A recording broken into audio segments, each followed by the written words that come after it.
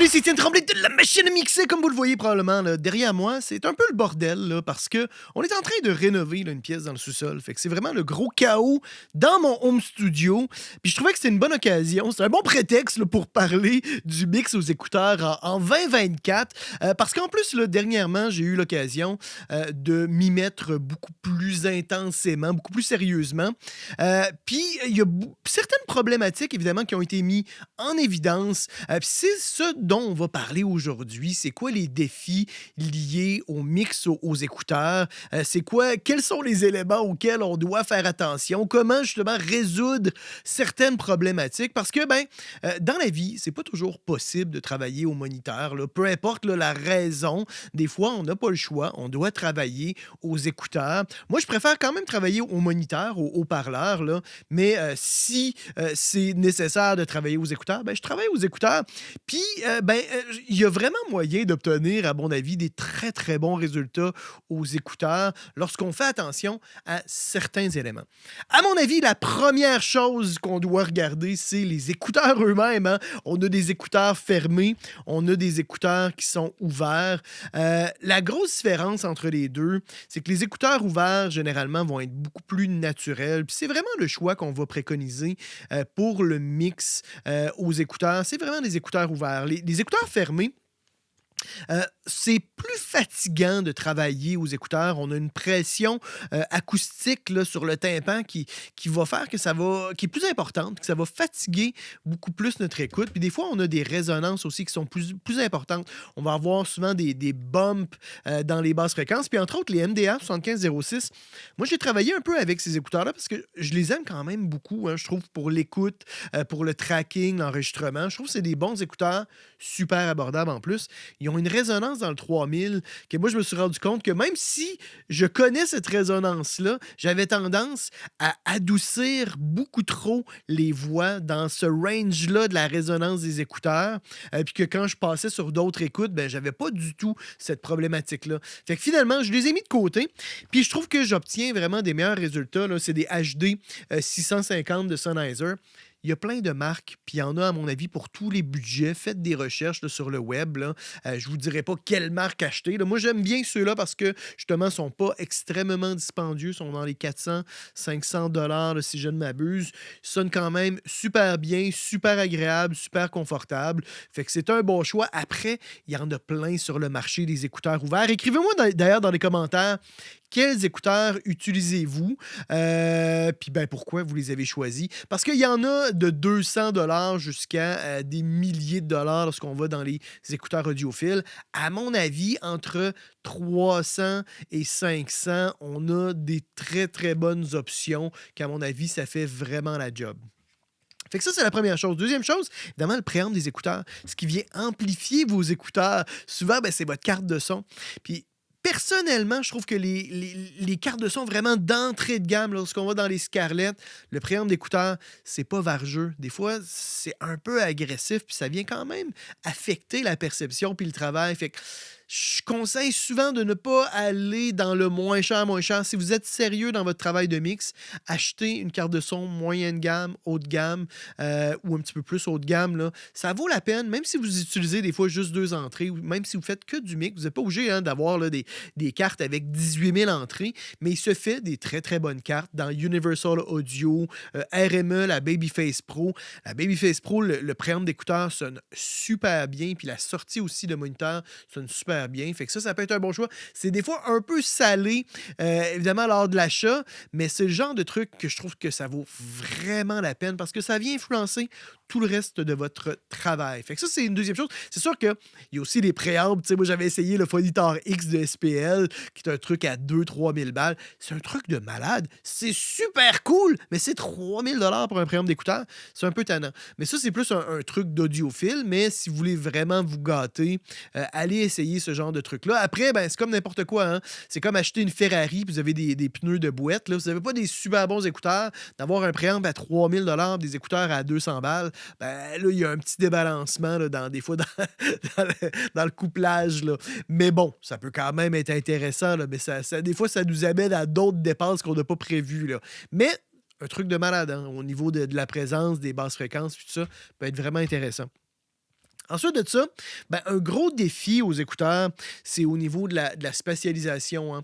Nous, quand on mixe aux écouteurs, pas aux écouteurs, aux haut-parleurs, si on hard pan, si on panne complètement à droite un élément, on va pas uniquement l'entendre dans l'oreille droite, hein. Évidemment, il sort uniquement du haut-parleur de droite, mais notre oreille gauche va aussi entendre un petit peu, ce qui sort par le haut-parleur et de l'autre côté, vice-versa, là, et de l'autre côté, ben, si on panne complètement à gauche, ben, notre oreille droite va entendre un petit peu ce qui provient de la gauche. Tandis qu'aux écouteurs, si on panne un truc complètement à gauche, ben, on l'entend uniquement dans l'oreille gauche et uniquement dans l'oreille droite si on panne complètement. Fait que les pannings, ça va être plus ou moins naturel. Maintenant, on a plusieurs logiciels sur le marché pour créer justement, changer la largeur. On peut en voir un d'ailleurs que moi j'utilise qui est le Real Phone de D-Sonics. Il y en a d'ailleurs plusieurs sur le marché des logiciels pour faire ce genre de choses-là. Moi j'utilise Real Phone parce que je trouve que c'est lui qui est le plus customisable. Puis dernièrement, avec la version 2.0, ils ont tout upgradé leur algorithme, ils ont ajouté des nouveaux environnements, puis vraiment, là, ça sonne extrêmement bien. La première version sonnait quand même très, très bien. Celui-là, cette version-ci, c'est vraiment un truc de malade. Moi, je trouve ça très, très cool. C'est un des rares plugins que lorsqu'on le met, que moi, je le mets on-off des fois. En fait, quand je l'ai en fonction, je suis pas toujours certain. Est-ce qu'il est en fonction? Des fois, il faut que je prenne le temps de le bypasser pour entendre ce qu'il vient faire. Parce que moi, je l'ajuste quand même de façon relativement subtile. J'aime pas avoir le feeling qu'on vient juste mettre un plugin de reverb sur le master. Moi, d'ailleurs, là, je l'ai mis dans ma section ici, Control Room. C'est le genre de truc qu'on peut mettre sur la piste master aussi. Moi, je le mets dans la section Control Room parce que c'est là que je mets mes corrections de haut-parleurs, mes corrections d'écouteurs, mix-up aussi pour les corrections avec mes clients, là, des mix, là. Fait que bref, c'est vraiment très cool. Puis on va écouter justement la question de l'angle des haut-parleurs. Moi, je l'ai ajusté, je l'ai ouvert à peu près 80 degrés. Je trouve que c'est à ce spot-là que ça ressemble beaucoup à mon écoute, à ma stéréophonie à la maison. Puis après, on a le HRTF. Puis ça, je me mêle toujours de ce que ça veut dire. Je pense que c'est le Head Related Transfer Function. C'est autrement dit l'influence de la réponse en fréquence de la boîte crânienne, puis de comment les sons vont sonner différemment dans l'oreille droite et l'oreille gauche selon la réponse en fréquence de notre tête, etc. Fait que bref, c'est l'influence de la réponse en fréquence de notre écoute puis de notre corps, là. Fait qu'on va écouter, on va voir un petit peu la différence avec ça. Là, d'ailleurs, je l'ai mis sur un preset là, de correction studio Generic Open Headphones. Il y a plein de courbes, là, d'écouteurs, là, on pourrait y revenir, là. Mais là, je le mets comme ça. Si vous avez les écouteurs ouverts, mettez les écouteurs ouverts. Vous allez pouvoir entendre justement avec moi ce que ça vient faire au niveau de la stéréo. Fait que la full stéréo des écouteurs.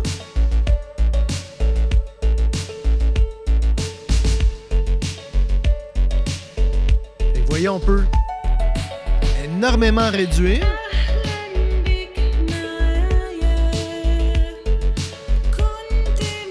On peut l'ouvrir à fond.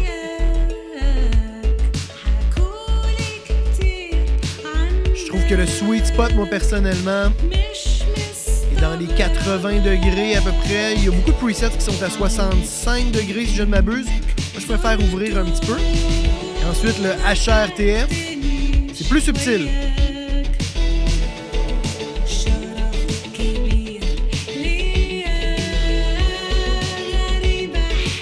Voyez, c'est pas super évident. Ça va changer la réponse en fréquence un peu, là, puis ça vient créer une forme justement de différence oreille gauche-droite. Ça va être, à mon avis, là, utile en contexte de mix, vraiment. Ça va nous aider à faire des pannings qui vont être un petit peu plus naturels au niveau de la spatialisation. Ça va, je trouve, beaucoup nous aider. Puis même dans un contexte d'audiophile, hein, il y a beaucoup de préampes, comme justement le Phonitor X de SPL, beaucoup de préampes audiophiles qui ont cette fonction-là de crossfeed, où on vient envoyer un petit peu de l'oreille droite dans l'oreille gauche, puis on peut jouer des fois même avec justement l'angle des haut-parleurs pour reproduire justement notre système d'écoute. Fait que si vous êtes un audiophile, ça peut être intéressant, ce genre d'option-là, pour avoir une écoute qui est plus naturelle, qui est plus agréable. D'ailleurs, si je mets on-off là, le plugin, comme vous voyez, moi, je l'ai ajusté pour que ça soit pas énormément. Je mets pas tout à 100%. Là. Souvent, je vais toner down un petit peu là, certains éléments. On va écouter avec puis sans.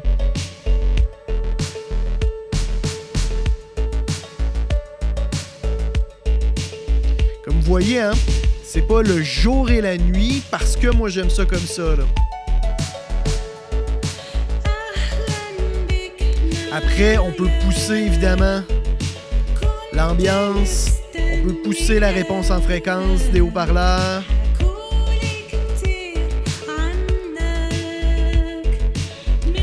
Puis après, là, il y a différents environnements là, aussi qu'on peut sélectionner. On va revenir d'ailleurs aux différents environnements. Deuxième problématique, en dehors de la stéréo, c'est vraiment le mix des basses fréquences puis la balance entre les différents instruments. Premièrement, les basses fréquences, ce qui est très différent, je trouve, des écouteurs versus les haut-parleurs, c'est au niveau de la pression acoustique. C'est que les haut-parleurs, on va avoir un phénomène de vibration mécanique. Tout dépendant de votre environnement, il y a des choses qui viennent vibrer. Vous allez ressentir ces basses fréquences-là. Au niveau de l'acoustique aussi, tout dépendant de votre environnement, de votre pièce, il y a une forme, des fois, de compression des basses fréquences qui va être effectuée là, acoustiquement. C'est juste une question de pression. Puis là, je ne suis pas spécialiste. Hein. J'ai probablement pas le bon lexique pour vulgariser correctement ces phénomènes-là. Mais il y a un phénomène acoustique qui se passe avec les basses fréquences qui est très différent dans les écouteurs. Les écouteurs, après, c'est tout à fait valable. Hein. Moi, je vérifie quand même beaucoup de choses, mais lorsqu'on a ce genre de software-là comme RealFone, on a les options de densité qui va reproduire un petit peu ce feeling-là de vibration physique puis de low-end. Là. Je vais le pousser, je vais le torcher un peu là, pour voir.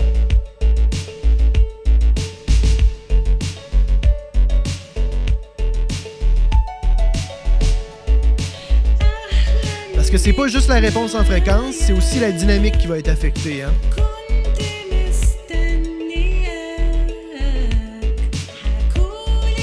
Fait que ça, moi, je trouve que c'est vraiment utile parce que ça permet d'éviter d'over-mixer les basses fréquences. Puis ça permet un placement aussi qui est plus naturel parce qu'on va percevoir des fois un petit peu moins les variations de volume comme ça se passerait dans un environnement acoustique, là, comme on serait avec les haut-parleurs. Je trouve ça vraiment intéressant pour ça. Après, bon, les outils comme de correction d'écouteurs et tout ça, moi, je trouve ça intéressant quand même de les avoir parce que personnellement, les HD 650, je trouve qu'ils manquent de basse fréquence. Par contre, j'aime pas toujours le boost ou la correction des hautes fréquences de ces softwares-là. Fait que là, maintenant, avec la nouvelle version, d'ailleurs, on a des EQ. On peut aller ouvrir différents EQ, puis à ce moment-là, venir fine-tuner la réponse en fréquence. Fait que ça, il y a toujours la question de goût, je trouve, qui rentre en compte. Fait que le fait d'avoir ces paramètres-là, d'avoir ces options-là, permet d'ajuster selon nos goûts personnels. Puis aussi, des fois, on peut avoir certaines problématiques au niveau de nos oreilles. Hein. Si vous entendez moins bien de l'oreille gauche, de l'oreille droite, vous pouvez des fois ajuster ces éléments-là. Puis ce qui est très cool, là, d'ailleurs, petite parenthèse, avant de parler justement des balances de volume là, entre les instruments, c'est que vu qu'on a, évidemment, plusieurs contextes d'écoute, plusieurs haut-parleurs, plusieurs studios, on a en plus de ça des trucs comme des télévisions.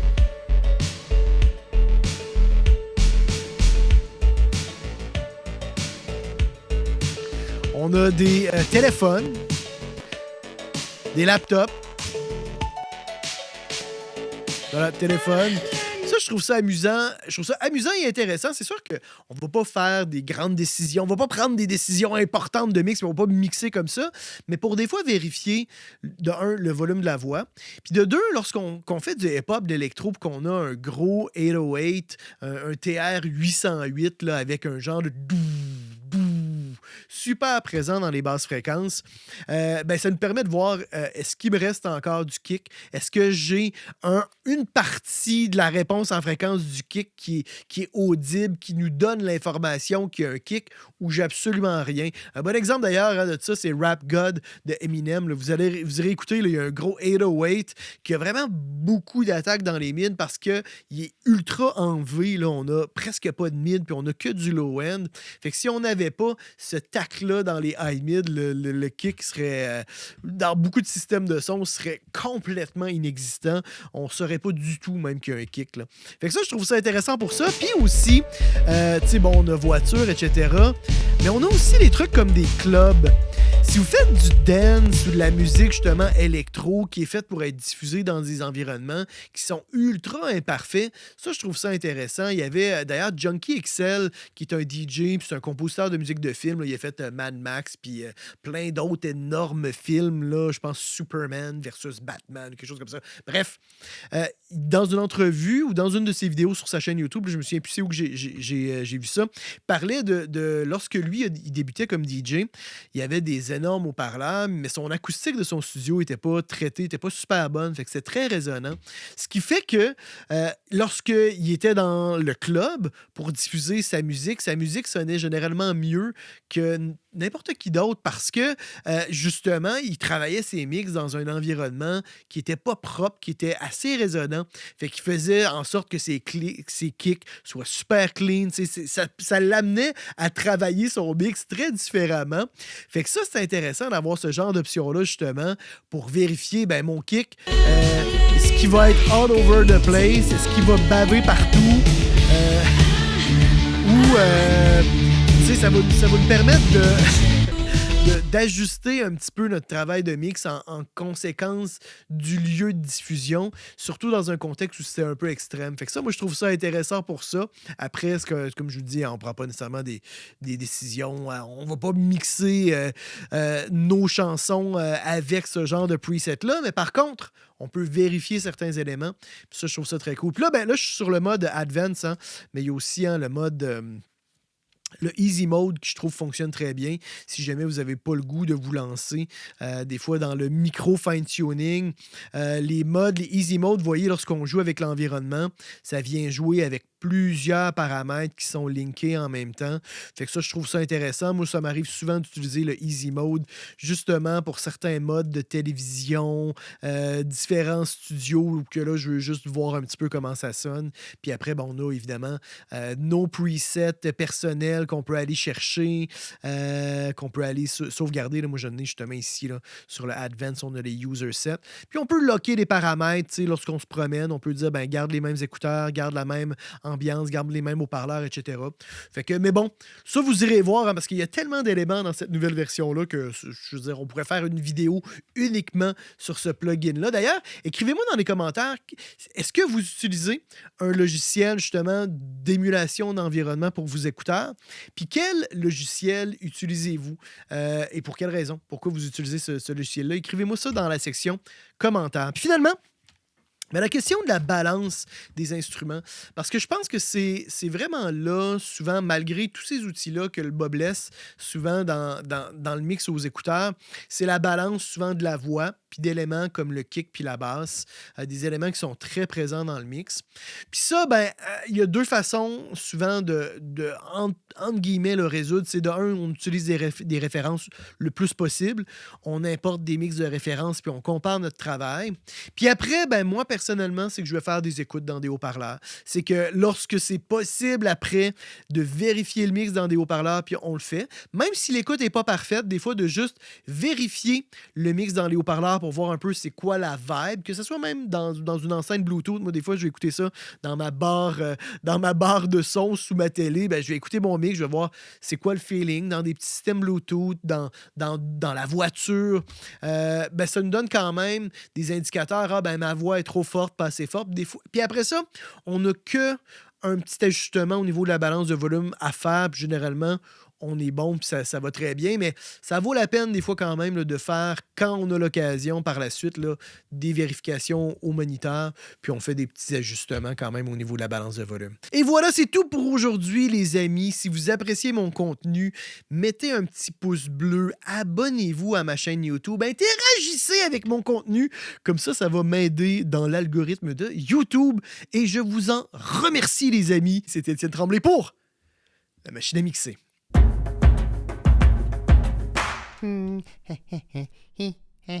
Abonne-toi. N'aie pas peur.